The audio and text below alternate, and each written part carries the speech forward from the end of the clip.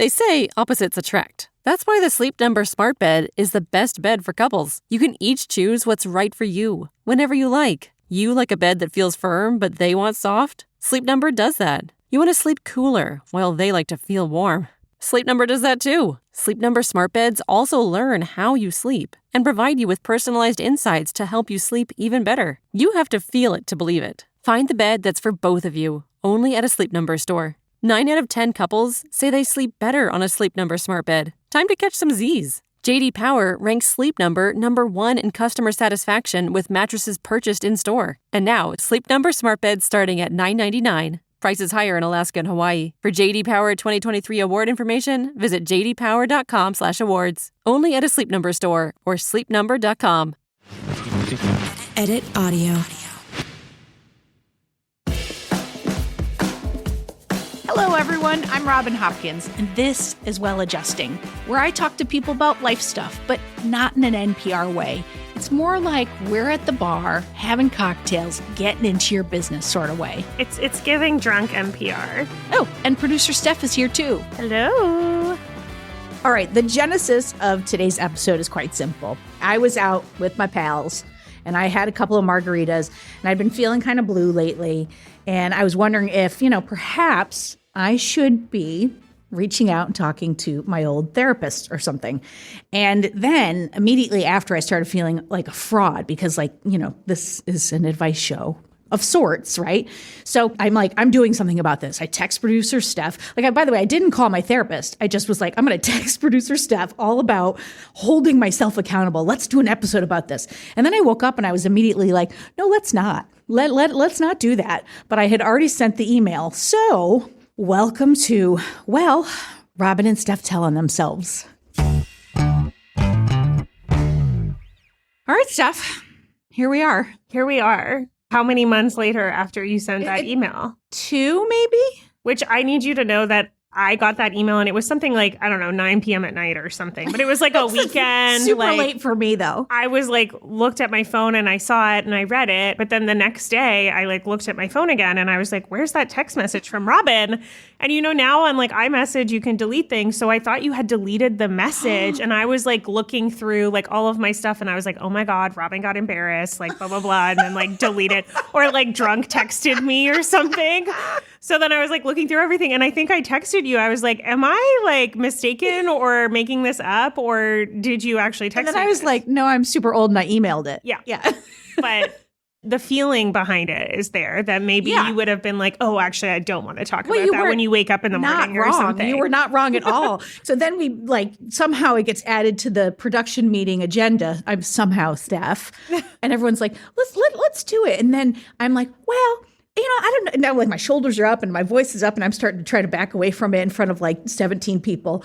And all of a sudden, Maria, lead producer and amazing editor extraordinaire, Maria's like, Robin, while you're thinking about this, because she's British and all I'm doing is channeling Harry Potter, while you're thinking about this, why don't you just maybe capture some audio about how you're feeling? And I was like, oh my God, you're so sneaky as a producer that you're like, we're going to make this no matter what. And I want to get where she was. Yeah. Did you capture audio? No. Okay, no, so this is the audio I knew I we're would remember capturing. exactly where I was, which is I no longer want to do this. I will say, this was presented as Robin and Steph tell on themselves, but I feel even that was in a slight effort to well, I can't be alone telling on myself. Why is that just Robin tells on herself? Minimize you gotta have the shit thing. too. Come on. I mean, it could be just Robin doesn't want to go back to therapy. Are you trying to get out of the idea that we were also going to talk about you? Or this is the thing that I think is really interesting is that I think that the reason that it wasn't just I didn't want to be alone with it. Sure. Though that was a valid feeling. It was there. I acknowledge that. But it was also that I think that you and I are the type of people who people think we share a lot. Mm-hmm. And we share very detailed things about stuff that's not sanitized or not that might be very difficult for people sometimes to hear. But I think that gives the illusion that we're actually sharing something that's vulnerable and we are not. Oh, because it's already been sanitized, fixed, put into a place that we feel like the version, and I don't mean we're lying or shifting anything, but we're sharing it in the way how we want to share it and controlling the narrative versus actually being vulnerable. Yeah. I always say that people think I'm like very open. Yeah. But I'm not. Not when you're in the middle of it. Not when I'm in the middle of it, and never from like a place of emotionalness. Like, Right. Which is not to say I'm not emotional. I'm an extremely emotional person. I just don't want anybody to see any of that mess. Yeah. I'm like, well, I'm going to be emotional on my own. I'm going to figure out how I want to like say this to other people. And then the next time someone asks, You'll have a prepared I'll have version. like the version that I can share. And it's like almost like a script. Yeah, and even then, you're not looking for anyone to offer any insight that would be helpful. You're just saying it. And I think sometimes I'm going to just do what I make every guest do. I'm going to put it in I statements, but I say it in a way that I've come to some conclusion. I'm working on it in some way. And so I'm testing it out. I'm testing it out to see how I feel, but I'm not testing it out in a way where I'm asking for help. And I've been thinking about it. I mean, some of it I believe is, just the things that we've been saying to ourselves for the last 2 years, global pandemic, like the environment, that like all of the catastrophe stuff that we did talk about in the optimism episode. But it is also, I'm in the middle of hormone replacement therapy. I'm stepping into menopause and I'm trying to figure out my back hurts all the time right now. I just got an IUD and I'm like cramping and spotting and like I can't get it right. And it all feels like a lot, and so like I had this talk with my wife and I had this other experience with my 4 friends. I'm just going to tell them both quickly, saying like, if I'm saying this out loud, if I'm asking for help, I'm going to start crying. But if I'm asking for help, it's got to be really bad for me to say that. Mm-hmm. Like I'm not okay. And like people miss it, but they miss it because I don't let them see it. Like I had this weekend with my 3 best friends, my gal pals. Carrie was one of our experts of the day on here, several episodes. She has this beautiful, beautiful home outside of Portland, like fucking Mediterranean house built around a pool. It's like to die for. And she picked us up with a cooler, with sandwiches, with road cocktails. Oh my God. And she was like, I have everything that you guys need at the house. There's a masseuse coming Saturday. We did not leave her house. And it was this amazing weekend. We talked about like life and everything. And I had been in not the best place going into it. And on the plane ride home, I was so upset with myself because I didn't say anything. Like I didn't, like these are my best friends. And I didn't do it. I wouldn't go there. And I was so pissed at myself that I let an opportunity like that to that they could have helped me and I couldn't have it. So this is stupid. Whose idea was this? So that's the genesis of the show. I feel like let's talk about Steph now. How does everybody feel about that? Well, first of all, I'm sorry that happened. But also, ways that Robin's going to feel more uncomfortable. In the way that you would say this to anyone else that was coming on this show, like your instinct is to punish yourself and like berate yourself for not being able to be vulnerable when really like what's the more gentle thing, Yeah, no, the more gentle thing is to just slowly try to work on it and just do what I can with it. And I do think like that is growth for me. That is growth for me to be like, I'm struggling right now. Like I just don't, it's like I went on this trip with Barron, who's my, former intern, now former boss. And we were both talking about, we're both like really loud personalities who like are very similar. And he was like, I do feel like no one ever asks me if I'm okay. And I was like, oh my God, I do too. But then I'm like, maybe I'm just being like maybe people ask me as much as they ask anybody else. And I'm just being all sensitive about it. I want to be left alone until that very second I don't. And then I want the people close to me to notice. And how would they notice when I've set up a whole world for them not to notice? It's a catch-22. It's not like, so I'm not mad at them. It's really, I just have to. Like, I think if someone were to ask, like if I was to ask a person, like, are you okay? Maybe I'd have to ask twice because most people will be like, yeah, I'm fine. Sure, of course. And then you have to be like, no, like, are you really okay?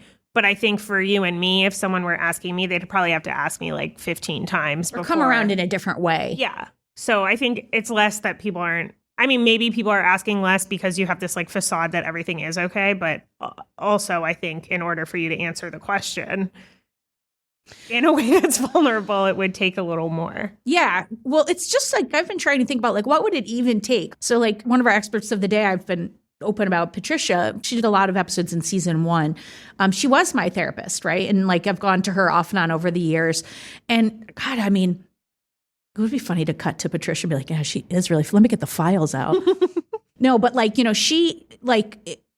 I would feel in the beginning just like, when I shared something that I was really not okay with, like just fucking naked, just like, oh my God, did I just say that out loud? And like, and there was like a shame, and there was like, I had to do so much work to get to a point where I could like say the things that I say very casually now. Like that was a lot of work. Yeah.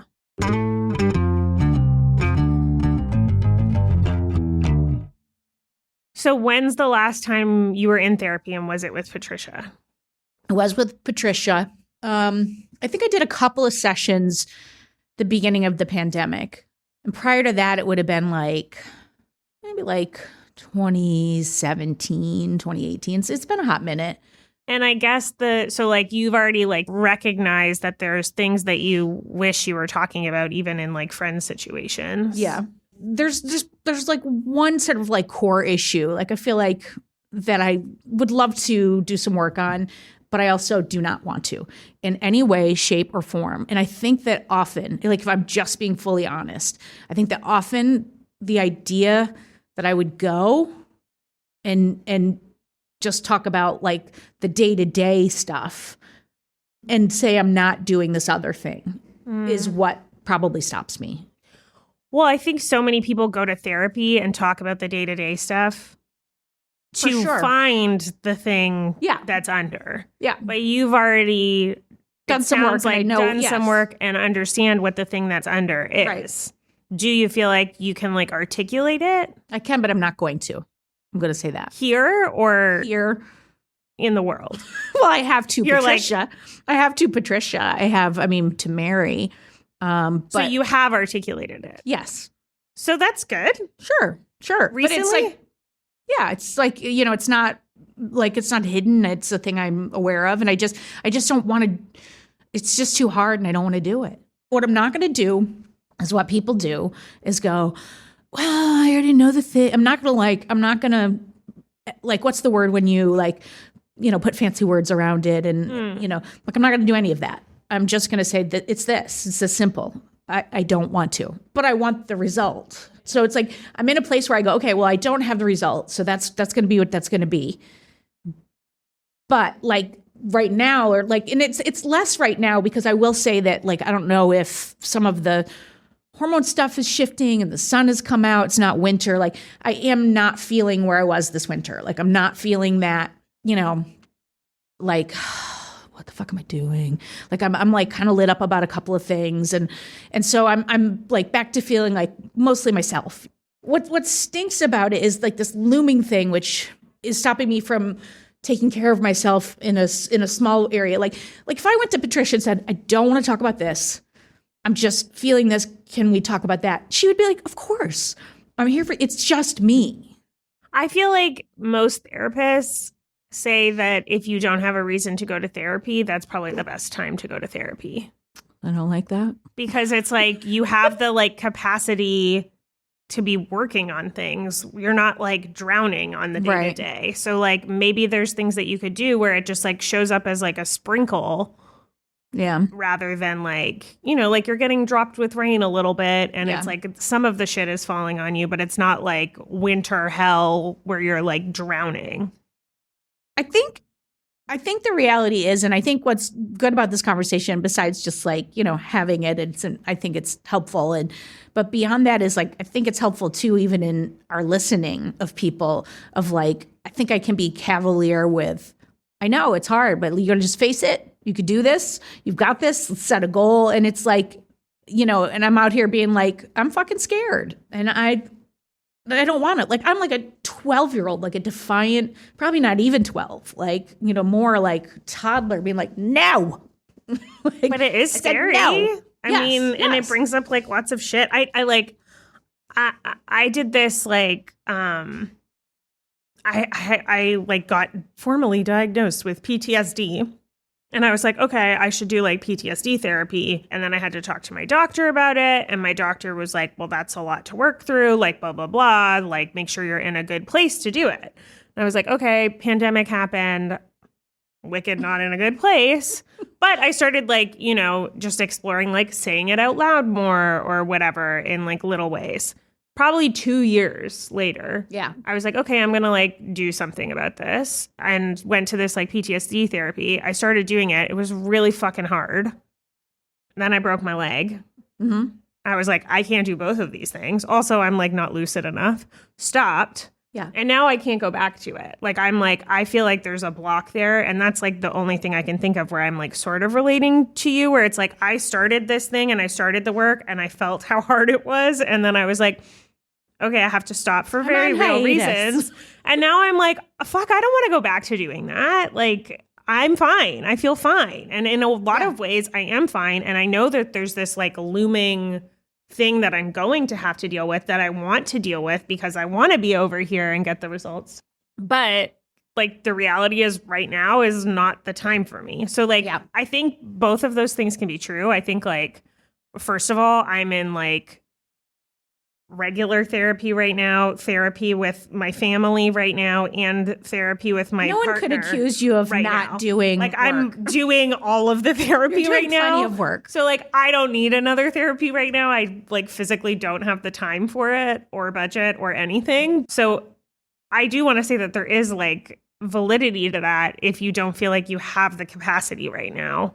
But what it sounds like you're saying to me is that you do have the capacity, you just have a blocker, which feels like a different thing. I mean, I think both can be true. Yeah. Like, do I have the capacity? Probably, yes. And do I not want to do it? Absolutely. I think we're pretty clear on that. I think I said that pretty well.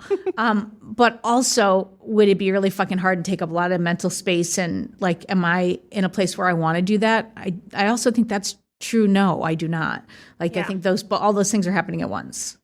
Like in these moments when we start to talk about this, I can get very existential. Like I can go up into the like, it's always gonna be problems, and 5% happier, or could I be better about like just relaxing into what I have and being present in the moment? Like it's like it can get very circular, and I can see how it can get very easy to get lost. But like that's all the stuff that's on top, and then underneath it is just no, like so it's layered. Well, do you feel that like the thought of this looming thing is stopping you in a consistent way from being happier? Well, I feel like that's a trick question, producer Steph, because happier, yes. But I just think that implies that they don't have happiness now, because I don't know. I don't think so. I think you're very happy, just getting full defensive. of joy. You're defensive. I Shut think up. What I'm getting at is like, I mean, this can be like a convoluted way to say this, but like people have like OCD tendencies, right? I have OCD. The difference between those two things, people say, is like the amount that it impacts your day-to-day life. Right. So is it getting in the way of you being yourself? Right. And if the answer to that is yes, then I think it could be more time spent dealing with it, because though you may feel joy right now, the likelihood that getting help for that one thing would allow you to have capacity for more joy. Yeah. I love how careful you're being. How you're being so careful. You don't have to be so careful. If it's not like, if you were to, but if it's not getting in the way of your day to day, like it's not getting in the way of my day to day. Not right now. I think in the winter it was, and I think in the winter I should have. Like, I think that's like, if I'm looking back, I think I should have just been like, Patricia, I don't necessarily want to go to the deepest, darkest places, but I do need some help right now. I should have done that. I think what I'm willing to do right now, like, the deal I can make with the obstinate, like, 7-year-old inside me with a bowl cut and Levi jeans and some kind of a boy's t-shirt. The deal I think I can make is, if I know and I feel these things starting to come on again, even if I will not say things like, it's probably my HRT, I probably don't have it, like, because there's just as valid of a reason to go and just like have that space, even if it is hormonal, even if it is, because it's like the one thing I do know about therapy that I love about it is I don't know why it works. And Patricia had said the thing that made me understand it better, which is she said that your problems were not created alone. They were created in relationship. And so often they have to be solved in relationship. Like trust has to be rebuilt. And I just thought that was a really lovely way for me to get my head around it. But what I know just on a really basic level is if I go and I force myself to say the things that I don't want to do or say, when I've said them, when I walk out, I feel lighter. And I do know that. But that's part of the problem is that I approach therapy much like I approach everything. Mm-hmm. It's not enough to go. I have to do it to the best of my abilities, or I didn't do it right. I don't care enough. I'm not trying to make the outcome. It's my responsibility. It's probably my fault I have a cold. Like I go right into that kind of thinking. So I want to what I think I can commit to is saying, when I feel symptoms like that, I will make that pact with my inner annoying person, and I will say, I'm coming in lighter, and I will do it gentler. I will not set up this, because I think it's a setup for failure if I didn't do it properly. I think properly. Yes, I think that's a good thing, and I think we can come back to that. I'm so comfortable right now, Steph. Homework. I'm so comfortable. But for homework, maybe Steph's turn. It was Steph and Robin telling themselves. I will tell myself a little. But I think we should come back to that and maybe write out some signs or some check-ins or something so that we're making sure, even me, I can check in with you every month and I can ask you 15 times if you're okay, and we'll see. Something like that. But do you and Patricia have a email or texting relationship? Yeah, no, I can email her. Yeah. If you're open to having extra homework. I don't know if I am. We'll see. We'll see. I think it could be helpful to right now we're worried about future Robin, right? You're you're feeling pretty fine right now, blah, blah, blah. But you're sort of anticipating. Well, it's life's a cycle, right? Yeah. You're not always going to stay calm and zen and cool and woo. So what barriers can we remove between now and the inevitable cycle start date to feeling shitty that can help you get help? And I think one thing could be, if you're open to it. She's so eggshells right now. Is sending an email to Patricia and being just saying exactly what you're saying here. I saw this happen in the winter. I feel pretty fine right now. I don't think I need to talk about it right now with you, but I just want to open the door so that when and if I do want to talk about it, that door is already open and you don't have to do the I always stop myself with my friends. I'm okay, well, I can't talk to Jane about problems with my dad because Jane doesn't know the 75-year history of me and my dad, so I have to go talk to John about it. Yeah. Because John's the friend I told the history to, but I don't want to talk to John's not available right now. It's another thing that I'm putting in my way. Right. Whereas if you tell Patricia hey, this is the shit, we're not talking about it now, but we will, she'll be all right, dope. Yeah. See you in December if you need it. Yeah.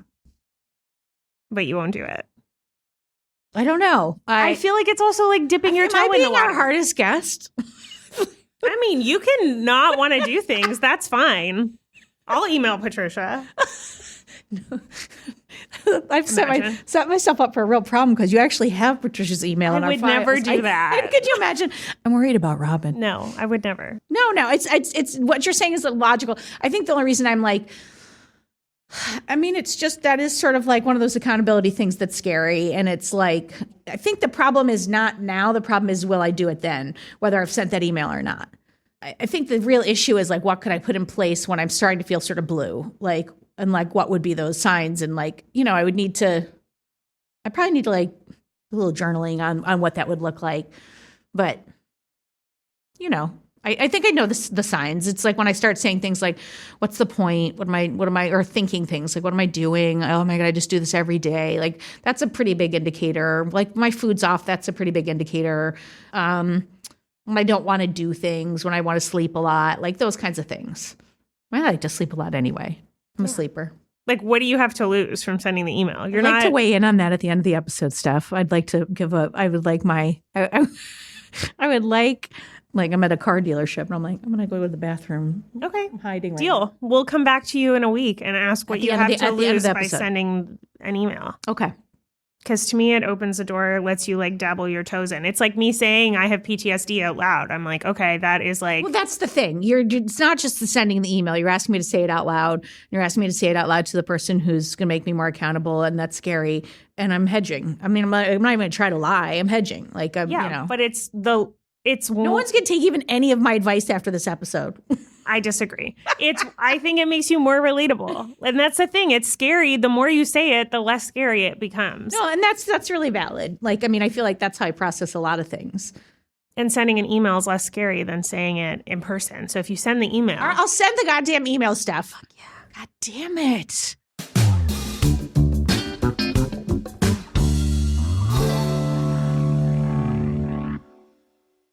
So I'm committed. I'm going to do it. I mean, is there anything you're going to tell on yourself in this episode, or is it just me? Did I just get hung out to dry? You're not hung out to dry. You're hung out to be supported. No, it's helpful. It's helpful. It's helpful. But it's so interesting to me. And this is why I was willing to do this. Is like, it's fucking uncomfortable, and I think I don't ever want to make our guests feel really uncomfortable and put them on the spot. So I'm willing to do it because it's like, I do want people to know that we are with you and we understand how fucking hard this is. And we understand that when we give any kind of advice or ask somebody to show up in a way that's uncomfortable for them, that it's not something that we're not doing. It's not something that we don't get how hard it is to do. You know, it's like, and sometimes those are the hardest conversations we have. Like, we've had a couple of conversations with guests where, you know, like as a team, a production team, we're having conversations like, did I push too hard? Was that too much? I hope they're okay. You know, like things like that. Cause we never want people you have to meet people where they are. Yeah. And sometimes we have to have a really light touch because the person is just the door's only open so much. And like, I'm willing to open the door to say like, we're with you. And also just because I do need it. Like, I know that, like, you know, I think that's why, like when we started this podcast, we didn't set out to be like, and we're going to also hold ourselves accountable. We were like, this will be really fun. You know, it'll be like a great conversation. Yeah. And then it would have been dishonest not to. Like, I think it would have been like people would have seen through it. Like, I'm never drawn to a fucking influencer who acts like they have their shit together. Like, No. Never. I don't want to see that. Like, all you do is make me feel bad. And also, I think you're a liar. Like, no one has their shit together. Like, anybody who says they love pregnancy can go fuck off.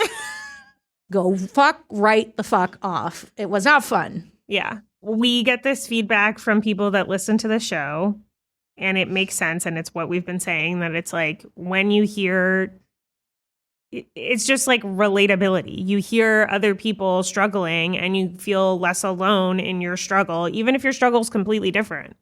Like, there's ways to like relate to each other and just know that like you're not alone in feeling shitty. And probably either the way you feel shitty or the thing you feel shitty about happens to a ton of people. Yeah.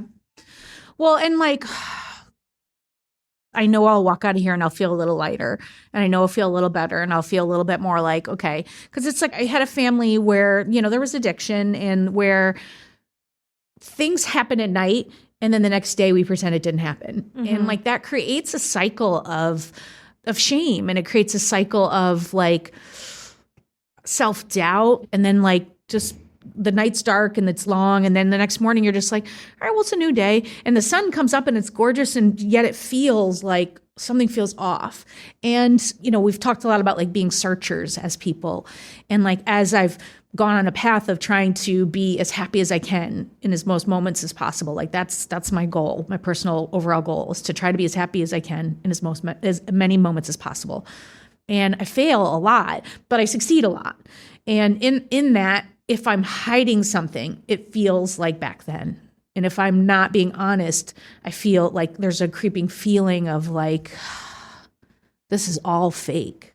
Yeah. But it creates this level of like having to like tell on yourself that's like also sometimes like unmanageable because it's like, why should I have to live that bare? Yeah. I mean, I have that too in different ways, but I think, the idea that like your reality is somehow not the reality that everyone, like, I have that. Yeah. And I guess just to bring this back to you in therapy, I said I'd send the email stuff. What I don't want you to be doing is like sort of gaslighting yourself to be like, well, everything's fine right now. So like, blah, blah, blah, No, yes, and I'm not knowing you, but like my yes and is like, it presents for me in actually the opposite way. It presents for me in the way that like, everyone will be like, man, you're fucking killing it. Like, look how good you're doing right now. And then I feel like a fraud because I'm feeling dark. And that's an unrealistic expectation of life. Like, I don't care how happy or successful you are, you're going to have hard days or bad days or down days. And that's what I want to be gentler with myself on. I can put that out there and then I can have a bad day. And then I don't have to throw out the baby with the bathwater, which is like the worst phrase, baby. Who would ever throw the baby out with the bathwater? Why would you throw the baby out at all? Someone. Leave the baby alone. I think there's something that's so weird about this is that producer Maria asked us to like think of things that we can celebrate at the end of the episode. So what are things that we've been doing? And I'm like, God, I don't know. I can't think of anything. And she lists off all of these things. She's lifting off our things, which I think is hilarious that our producer had to send us things we're supposed to be proud about. And literally on the train ride over here, because I knew that this recording was happening, I started posting on Instagram. Okay, we won an award. And I was like, I must post this on Instagram because then I can show Robin, look, I'm celebrating my win, And so like I'm doing it on the way to the recording. Well, that part I have no problem with. I believe that it's as long as you get it in and the deadline making you do it is good. That's what I believe. It is good. But however, the fucked up thing is there's like two parts of my brain that you just like talked about that are like, okay, it's okay for me to like say I'm doing good. And so I'm like, okay, we won this award. And then I have this like weird idea that me saying that, it makes me a fraud. Because I'm like, well, the company's not doing as well as it has. And we could use like this amount of money. And maybe like this award isn't as good as other awards and blah, blah, blah, But then also at the same time, I have this dialogue that's like, I'm a fraud. Not everything is as good and sparkly as I'm making it seem. And then on the other side, I'm like, no one cares about this. This is so stupid and nothing is really that good. Like, I'm not showing anyone anything good that I've done. Like, I'm diminishing it in two ways. I'm saying it's too good for me to be like showing other people and other people are going to judge me for being too good. And all of the people that don't judge me for being too good are going to be judging me for being stupid and celebrating something so little. Okay, so my version of my version of that exact same thing, and it's almost the same thing, just a slight twist on it, is I'd be like, somebody had that award, and I'd be like, I really want to get that award. And I'd be like, God damn it, they're way better than me. I don't know why I can't get that award. Then I would get that award, and I'd be like, but this is like some shit like call-in award that like nobody even knows about or cares. Like, would they have like 4 entrants? So it's like the same thing. And we meet on that. You and I meet on that space like all the time. We always just have like slightly different versions of it. We're really fucked up. Yeah, so we all need therapy. Can you imagine if we were just like, and that's a wrap. Thanks for coming. Well, no, but okay. So, but we let's go to good things, and they can be something that Maria told you, but it's maybe better if it wasn't. I think we should do 2 things for ourselves. Okay, and then I want to tell you 2 things about yourself. Okay, I can do that. All right, my 2 things are, one, all right, I've been open about I had a bad business relationship and it just was, I stayed too long, like an extension of I used to stay too long in relationships. And this was the first time I realized, I stayed too long in business because I was afraid, because I was like, well, this is the most successful thing I've ever done.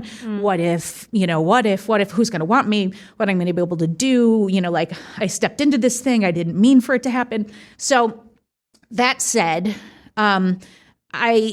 I do have concerns about my day job, like continuing. I've been in a place of fear. Like I've been in a place of like, oh, the fuck, like who's going to, like, and there's like, I got to triage, like, how am I going to make money for the hiatus weeks? And then like, what next? So I started like a manifestation weekly with my pal Baron. And I was going to say, this doesn't sound like celebrating. No, but I'm going there. But we started this thing, and my first thing was to talk to Tom, who's also been an expert of the day, and he's like an old advisor. And he talked to me about this project, and he's like, why don't you start this like thing? And I'm not going to say what it is because I'm forming it now. But it was like the thing he said was on the Great Robin Plan as the thing I wanted my 5-year goal to be. Wow. But it was like, was always standing there like, how do I get this thing? How do I do this? Because I'm not like, I'll just say it was like kind of like creating a production company. It's like, I'll go into the details later when I'm ready. But like, and I was like, I'm not Reese Witherspoon. Like, how am I going to make this company and who's going to let me be in the things I'm making? And so I was like, I never could figure out how I was going to get there. And he gave me a way that I can get there and do it. It's just a slight modification. It's like slightly different. I was like, fuck, this could be great. And I've already started moving on it and like brought in a partner and a guy who I've been working with and like a producing partner. So I'm really lit up about the idea of, for the first time in my career, I'm creating from a place of, this is a fucking thing I really want to do. And I'm going to believe I can do it. Yay. Like I was just saying to Mary, I did a call last night with somebody and I was like, I actually have to get better as a salesman. Like I have to sell this. Like you'd be stupid not to come in on this with us. Mm-hmm. Like I've got to get to that place and I can't be listening for any hesitation they have and have that mean my idea isn't good. So like, it's just a world I'm excited about. I'm thrilled I'm doing it. And this is my second thing. It's tied to it, but I'm thrilled that like, instead of being like, I have money fearfulness and panic about what's next, I'm trusting I'm going to build this thing. And I'm telling myself I have bridge money saved and I'm going to get there and everything's going to be okay. And I'm not letting money turn into like some weird thing. So it's like twofold. So I'm super, super proud of that right now. I feel like it was a bit of a cop-out on getting two, but I'll take it. Wives too, the money. No, it was good. It was good. It's a good two. And it's a comprehensive two. That's a humongous thing for me. Yeah, that's huge. Okay, yours. My celebratory things are that I am going to therapy with my family, which that's huge. Is something I have avoided for a year. So that's a huge thing. Yeah. And less so the going, more so like I feel really proud of the way I'm like standing up for myself and showing up for myself. And that is just coming out in therapy, but I feel very proud of that. And so that's my celebratory. And then my second thing is that we just won an award, which I know I already said, so I can't like claim that, but I am claiming that. But the thing I'm most excited about is that it was for like a production company award, which I feel like normally like, well, I don't get to take credit for that. Like there's so many people on my team and blah, blah, blah, blah, blah, But you built that team. I built that team, but also I'm like, that's so cool. Like, I didn't know we were even nominated for an award. So like when I got up to accept the award, my like speech was like, everyone that works with me is so amazing and I love them all and this is great. And, you know, and that was what came out of my mind. And I was like making fun of myself for saying that after, but that is really how I feel. Yeah. Like everyone that works with us is awesome. I'm really proud of everyone and their growth at this company. I like took this as a moment to like look back and be like, oh my God, look at all the ways that these people have grown. And in that myself as well. And all of us as a collective. And I think that's really cool because that's always all that I've wanted was to create like a little beautiful space for us. And you have done so. And I've done so. All right. My thing for you is I think you should be very proud that your partner just moved in. And that is a very big thing for you to like open your home in that way and like how amazing you're being about being proactive to like make sure you all are communicating and so that the space is great for you both. And like, I think it's pretty amazing. Thanks. I'm not going to diminish that even though I have a million things to say about diminishing You're trying real, I can just, your face is like this. I'm like, thanks. Yeah. Thank you. This is us practicing just saying thank you. Thank you. I agree. My thing for you is that we're doing this recording. Yes. And I'm sure you had to like prepare yourself in some way. And I'm very proud of you for even bringing it to the table because in a lot of ways, like sending the email, opening the door, this is also opening the door in a different way. And I'm also very grateful and fortunate that you trusted me to talk to you about it. even if it, and all of these people, I guess, too. And everyone listening. No, but that takes a lot. Yeah. And it's like very sweet. And it also is like very in line with like the ethos of the show, which is like, we are not perfect by any means. And shit is hard sometimes. And I'm grateful to know that you are someone that I think is like amazing and has all your shit together in a way that part of having your shit together is having it fall apart. Yeah. And I think that's really cool. I think, thank you. And I think the You're so thing that welcome. I'm proud of in that is that, like, I do think that having your shit together means saying that you don't have your shit together. Yeah. It wasn't that hard. I mean, it's necessary. I mean, I didn't prepare for it to think of it. I just did. I knew once I said it, I was going to hold myself accountable in some way. I'm just going to say I'm glad I did. Great. I hope you feel a little lighter when you leave the room. I think I will. All right, Steph, I say till next week. We're going to be back. We're going to still be sort of messed up. But no, I'm going to be healed. Well, I will have sent the email to Patricia, so I'll be healed too. So you can rest assured our advice from this point forward will be fantastic. It's still fucked up. Okay. You're always fantastic. Thanks to our guests, Robin and Steph. Thanks to our guest, Robin Hopkins. For more Robin, and you may need that, you probably don't need it, but like if you do, you can follow me at Real Rob Hops on all the platforms, all the socials, as the kids today say. Well Adjusting is an Edit Audio original series. It's exec produced by Steph Colburn and Robin Hopkins. Our producer and editor is Maria Passingham, and our production manager is Kathleen Speckert. Thank you to the entire Edit Audio team and to you for listening. Oh, hey, before you take out those AirPods, this show is just for entertainment. If you are in need of help, please, please, please reach out to a professional. Go ahead and get that help. You deserve it.